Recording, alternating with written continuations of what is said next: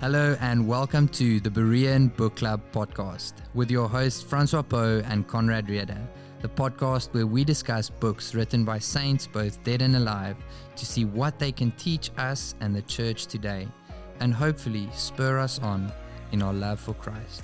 We're so glad you're joining us. Hey everyone, good to have you with us at this episode of the Berean Book Club as we look at this book by Peter Williams called Can We Trust the Gospel? It is a short book about the reliability of the Gospels. I think it's been very, very encouraging. How did you find it? It's the first bit of apologetics that we've picked up. I think one of the things we connected on very early at college is we both hadn't read a lot of apologetics, and a lot of other people had, and we it's one of the things which made us, I think, feel closer that we were in like the mega dark about a lot of apologetics. To our disadvantage, that never pushed us to actually read about apologetics. Yeah. We didn't do much apologetics at college, right? No, we didn't do. But there's obviously stacks of stuff on YouTube, and there's not even, even before college, there's always a couple of guys who are like super kind of in that world. Yes. So I think let me speak for myself, got kind of a fair share just from friends and family who have been quite into that space and understanding that stuff. But no, never like really read a lot or had a lot of exposure to that kind of stuff at college or even before and after. So this is really maybe even since then the first kind of book on apologetics as such that I've kind of engaged with even a little bit. Yeah. No, same. I think it's interesting. You often get confronted with that only when you're personally going through that.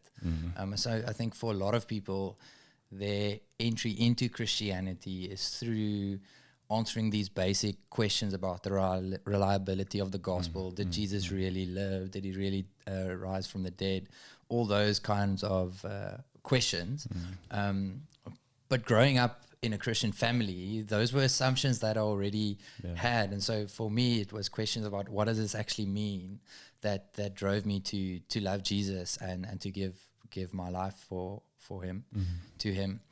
And so I never went through that personally. And I think that just influences how you think about life. And when you're in ministry, you're now forced to deal with different kinds of questions that don't resonate with you personally, but resonate with other people quite deeply. And so I think books like this, like these, are really, really helpful.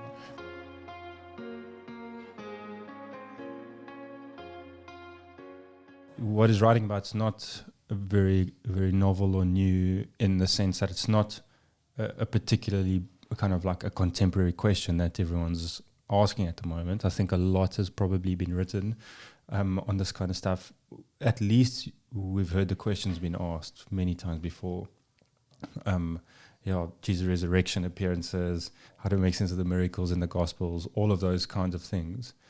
But yet this is still a book which was published when? Yeah, I think 2018 or 2019. So fairly recently, even though it's not dealing with, say, like a recent question at the moment. What do you think he's trying to do with this book as he writes? Yeah, so Peter seems to be very well versed in the scholarly world regarding New Testament reliability. And so I think what he's done is he's taking the latest kind of findings within scholarship regarding New Testament reliability and giving it to us in layman form. So he's making a small book that's accessible for people like us and for actually anyone that you are engaging with to grapple with the questions of New Testament reliability. And he does so in a way that is both accessible, it's short, but because he's on top of what's going on in the scholarly world, it can also be given to guys who are quite clued up about these things. So he's drawing on like Borkum's work. He's drawing on some of the recent work about what does he call it here? The undesigned coincidences, which has also seen a bit of a resurgence. And so he's really on top of everything. and a relevant book that can be given, especially in light of someone like Bart Ehrman and the influence he has had on university campuses everywhere. His books have been like bestsellers and really questioning the veracity of the New Testament accounts and the claims of Christians that they make about the view of Jesus all the way in those early years of Christianity. So he's maybe dealing with more contemporary questions than what we realize. Yeah, well, it probably depends like where you are, which questions are being asked within your context. But there's always questions about these things, and I think Bart Ehrman is a big reason why that's more on the forefront, maybe in light of why he's the guy that kind of like has those debates with Bart Ehrman and can hold up the Christian evidence in that world.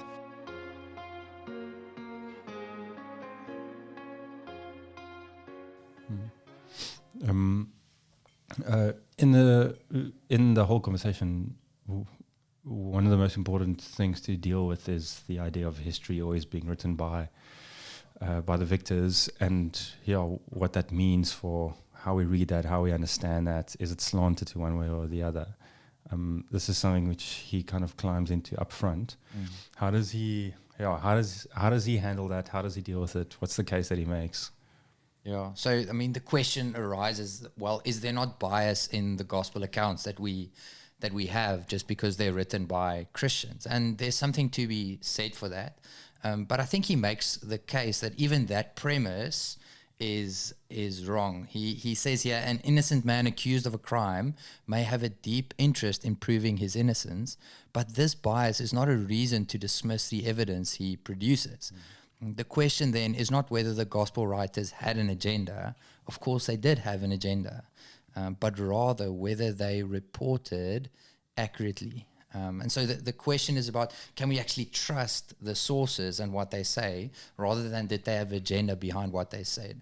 And I think that's helpful. But then he says, like, but even if we want to dismiss the Gospels for a second, some of the people who wrote about what we know about first century and second century Christianity are not Christians. On the contrary, guys like Tacitus and Pliny, that we're going to look at a little bit later, they actually wrote not for Christianity. They were like very much against Christianity. They were hostile towards it. And so when we look at the case that these non-Christians present, those who do not, they're the ones that are writing because they want to persecute the Christians.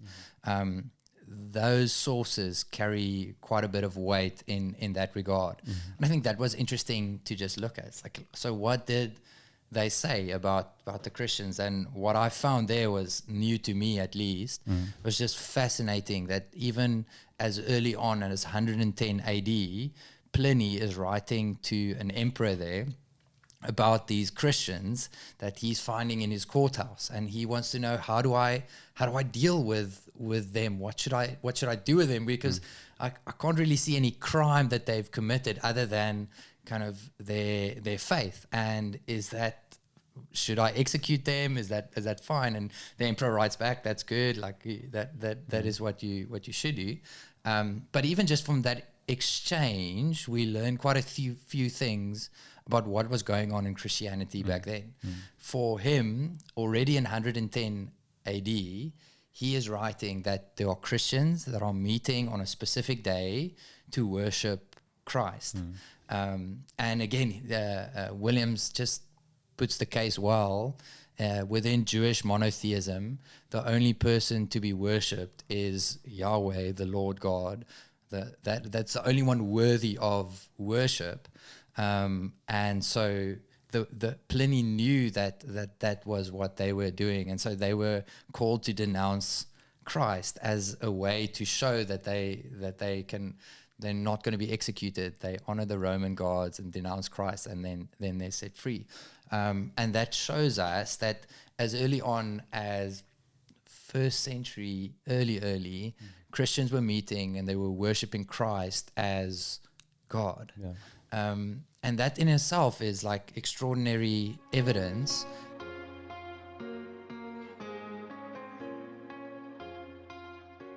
Let me just say this at this point. I think what he's doing here is not saying like any one of these things that he's going to talk about gives you like a clear-cut answer that the Gospels are reliable. He's taking all these things together. He's saying all these arguments, as we look at the data, what is the most probable explanation? What's the simplest explanation of what we see in front of us? And he makes the case that the Gospels are reliable accounts of what actually happened. Yeah. I think in some way just how he starts off just speaks maybe to the kind of fairness and the grace with which he writes. Because he really dives into all of these external non-Christian evidences after he has just said that just because someone has an agenda doesn't mean you need to dismiss the evidence. But then he still goes and does a bit of a deep dive in folk who've got almost an opposite agenda, you know, maybe not explicitly in those works that they are writing, but they're generally characters who are not in favor of Christianity, and shows how they're consistent with the data that we've got within Christian writings. I think the point I'm trying to make is just it shows the grace with which Peter Williams is writing, that he's almost making a case despite him saying that he doesn't have to. He doesn't really need to go down this road. But if we had to go down this road, which I think is like it's a really gracious thing to do, and it's just amazing. I remember when I for the first time came across, I think it was this exact or part of this excerpt that he touches on by Tychicus or whatever his name is. Yes, I was amazed. I was amazed that outside of the Bible, there are men who are not Christians who are saying the same things about Christians as what the Christians in the Bible are saying about Christians. I remember getting home and I was like, Mom, you've got to see this. I wanted to show everyone, you know. So I think it's a great way for him to really like solidify that. Yeah. You see the thing he's addressing here is that there's this idea that there was this evolutionary doctrinal development of the deity of Christ that happened in the first 4 centuries. And so the claims that are being made by non-Christians is that, hey, yes, Christians thought Jesus was this great prophet, this great healer, this great guy, but it was only later on in development of doctrine that they started to formulate him as the Lord, right, as divine. And he's using this as an argument, no, even from the earliest non-Christian sources, as early on as 110 AD, Christians are worshipping Christ, which shows that already as early as that, there's this sense of Jesus being divine. Lord. Yeah, it's not something which came afterwards. Yes, it's not developed and kind of like, with all the other suggestions that are made. So he's truly addressing kind of that case. The most simplest explanation is that Christians saw Jesus as Lord and they worshipped him on a specific day of the week, and that was noticeable to everyone who witnessed them.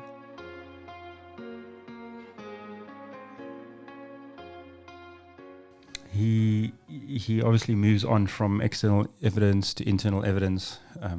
There's a lot to say here, but what are some of the things that you would touch on, just picking up on kind of internal evidence and the role that plays on reliability and how he brings that out? Yeah, I think to start off, when you're outside of this topic, you never pick up on the minor details in the Gospels.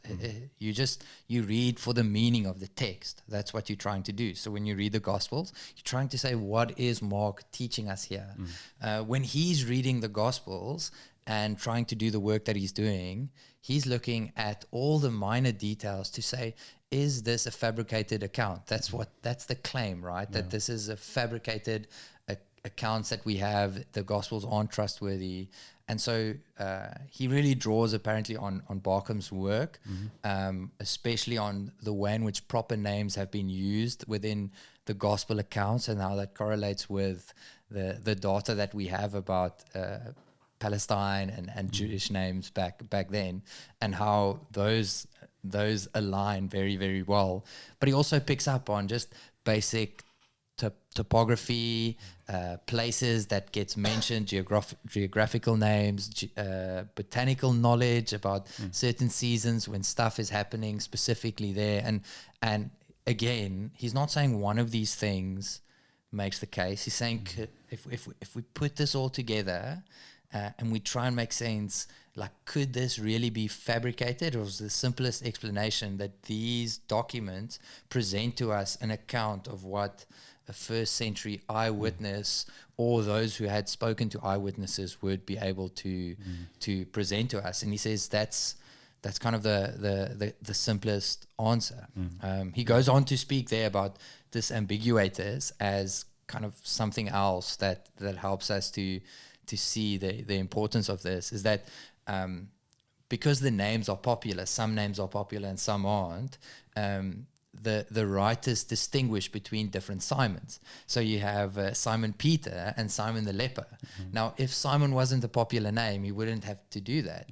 But because it correlates with Simon was a popular name, it makes sense that in the gospel accounts, when those two names could be confused, the writer actually then disambiguates between the two. Again, just showing how in line this is with just what we know about names in that time. So all those little things, when you look at the minor details, they do add up to show us that this just seems to be very much in line with what we know about the areas, what we know about Palestine in that time, and seems to be the simplest explanation that these were eyewitness accounts, or at least written by people who could interview eyewitnesses. Sure.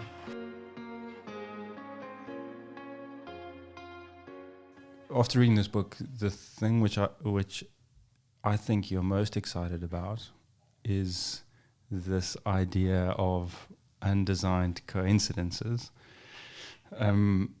He's got a chapter on that. What is it? How does that form like an important part of what he's saying, and why are you so excited about it? No, so it's just because it's a cool two words. when you're a fool and someone shows you something new, you get excited about it. But again, this is just something that I've never heard of before, and he presents it, and it really makes sense of what we see. And so the argument goes that we have independent gospels that draw on independent sources. And when you look at those two gospels, there are minor details that aren't part of the narrative. They don't play a specific part in the narrative, but are just included like a normal person would write any account. And so they're writing about Mary and Martha, and in Luke there's an account of Mary and Martha, and in John there's an account of Mary and Martha. But it's two different stories drawing from two different sources. But when you look at the way in which Mary and Martha act in both those stories, their personalities align. And so he's showing to you that there's these undesigned coincidences between these two sources. For example, Mary's attitude, that's the same in both of these accounts, but they don't play any role in the narrative itself. Right. It's just there as an eyewitness would record the event. And so he says, well, when these two things align, we got to ask the question, like, does this look like someone has like so intentionally like constructed the narrative in a way that they align, or is the simplest explanation that Mary was a real person and Mary had a specific personality that led to her acting in this way? So just to kind of give you one of the examples, he speaks about the gospel in all four of the gospels. The one miracle that happens is the feeding of the 5,000, and he then goes on to say, well, each of these gospels talks about this miracle, and there's some minor details that are there that aren't in the others, and they just corroborate like what we see. And so we see that the miracle occurred near Bethsaida in Luke 9 verse 1. But then when we look at who Jesus then addresses to go and buy food, he speaks to Philip. And then he says, well, if we look at John 1:44, we see that Philip is the one who was from Bethsaida.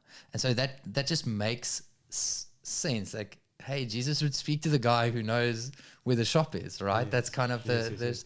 and it's not part of the narrative. It doesn't make any difference, but it just aligns with what we see. And so overall, the question that he is posing to the reader is that you have to come up with an explanation of why all of this together makes sense. Yeah. Like, what do we make of all the data that we have? And I think he's very fairly shown us that to really make sense of the data, you have to come up with a very fanciful explanation of why this is the way it is.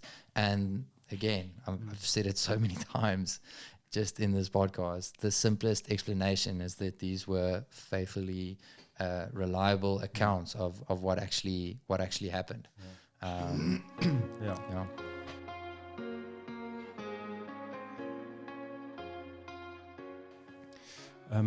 We should probably wrap the episode. Any kind of just final things to wrap on as you look back on the book, reflect. It's just good arguments to know and be aware of. I don't know them, but it's a very helpful resource to be able to give. I mean, we hear so many different things about, hey, no, but it was changed. The whole Da Vinci Code and this even just this effort to kind of change the data. And again, he makes a case. It's fine. You can make a claim that something like that could happen, but if we look at the data we have, by the final quarter of the 2nd century, the Gospels were circulating and across a wide area already. That's very early on that the Gospels have gone out. If someone would then have this concerted effort to try and like change something, they wouldn't have to get the Gospels that were circulated individually, but they were also circulated in groups as well. And so the kind of the whole effort to try and make changes to basic Christian doctrine throughout from the Gospels, again, it's just fanciful to think that something like that could happen. And it's from early on. It's not 400 AD that the way in which it's usually presented. This is the end of the 2nd century.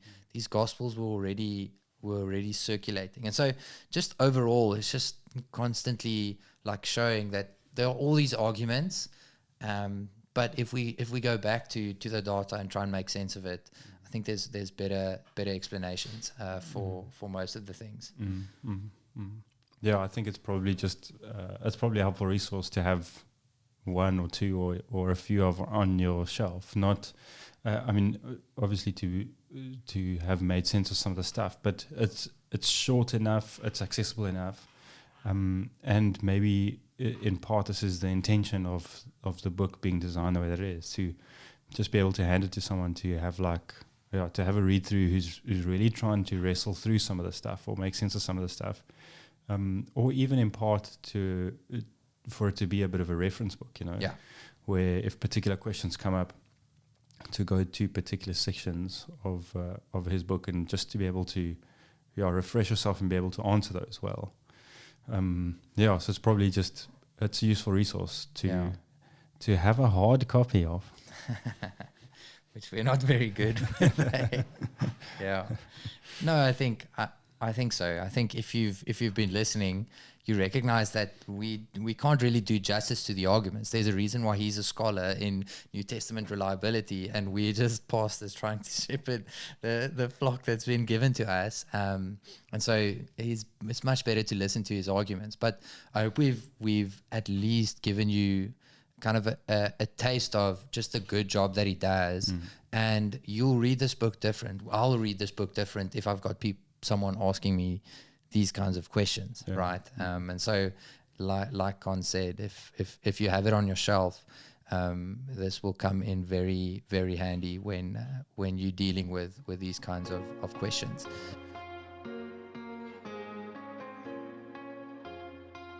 I'm quite excited for what's next. Yes. What is next, Conrad? We've got our first parenting book coming up. It's called Raising Confident Kids by Ed Drew. Ed is from the UK, and he's actually on his way here in the next month or two to South Africa. And he's going to be doing some stuff in some of our churches with some of our guys who are involved in kind of children's ministry, youth ministry, some parents, and that kind of stuff as well. So yeah, I mean, it's a very recent publication. I think he's actually busy talking about the book and that kind of stuff too. So that does mean that we'll read through it and put an episode out, I think, just before he arrives, which is really cool. Yeah. What I'm most excited about, though, is that I think we've managed to convince our wives to do the podcast with us. Yeah, so that's at least how I read their response.